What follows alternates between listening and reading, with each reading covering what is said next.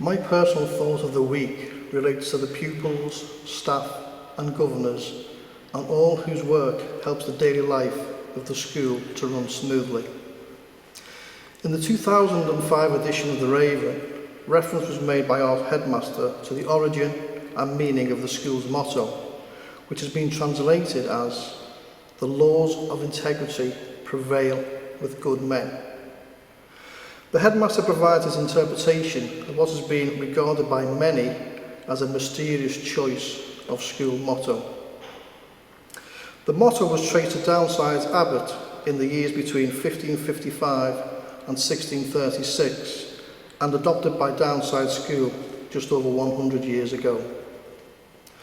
The headmaster proceeds to claim that the Downside has sometimes prided itself as being the Athens of English Catholicism, and how stimulating it is to reflect that our founder Abbot was thinking more in terms of Sparta as his model for the wise governance of a school community.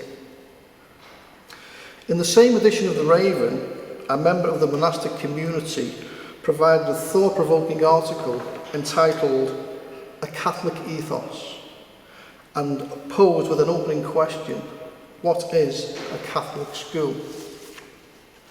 For me, the most interesting aspect of the article was the focus on the importance of community.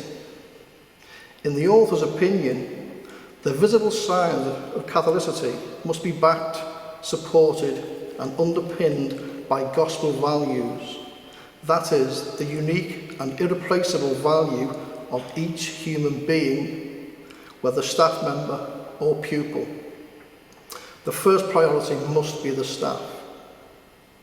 The author lists a number of principles that may help to build on the staff and pupils as a true community. They range from acceptance, belonging, goodwill towards each other, a genuine wanting what is best for the other. Underpinning such principles is the spirit of openness and not criticising behind each other's backs. Our current Abbot and Chair of Governors delivered a sermon to the congregation of Downside Abbey Church on the 12th of March 2009. The focus of his sermon was on St. Gregory the Great, the patron of Downside's community and school.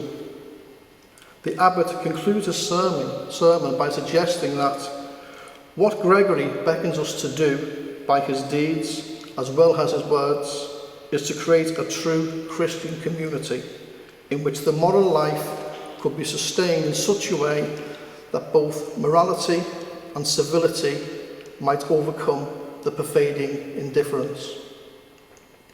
More conclusively, the article finishes with a profound quote that explains that Gregory is our patron because he tells us how to live as members of the community, transformed through love, which makes far more sense than the vapid values of the barbarians at the gate. Of course, community is central to the Christian tradition.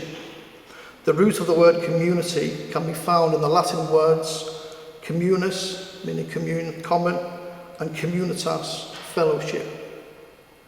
The unexpected and often contradictory evolution of our age gives rise to educational challenges that pose questions for the school world. They force us to seek appropriate answers not only as regards contents and didactic methods, but also with regard to the community experience that is a mark of educational activity. It is important to appreciate that the community dimension within a Catholic school has a theological as well as a sociological category. However, of greater significance to me is the Catholic understanding of community in sociological terms. It becomes especially urgent to offer young people a course of scholastic formation which is not reduced to a simple, individualistic and instrumental fruition of service with a view to obtaining an academic qualification. As well as gaining knowledge, pupils must also have a strong experience of sharing with their educators and all members of the school community. The implementation of a real educational community built on the foundation of shared projected values represents a serious task that must be carried out by a Catholic school. The project of the Catholic school is convincing only if carried out by people who are deeply motivated because they witness to a living encounter with Christ, in whom alone the mystery of man truly becomes clear. These persons, therefore, acknowledge a personal and communal adherence to the Lord. The shared mission experienced by an educational community of lay and consecrated persons with an active vocational conscience makes the Catholic school an instructional place that favours vocational pastoral activity.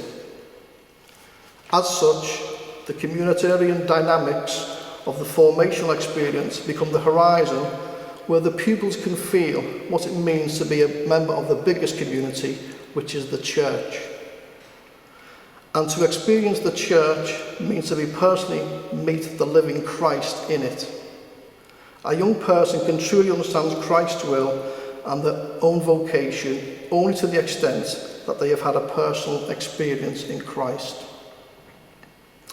In this sense, the Catholic school is committed to guiding its pupils to knowing themselves, their attitudes and their interior resources, educating them and spending their lives responsibly as a daily response to God's call. Thus, the Catholic school accompanies its students in conscious choices of life, to follow their vocation to the priesthood or to consecrated life, or to accomplish their Christian vocation in family, professional and social life.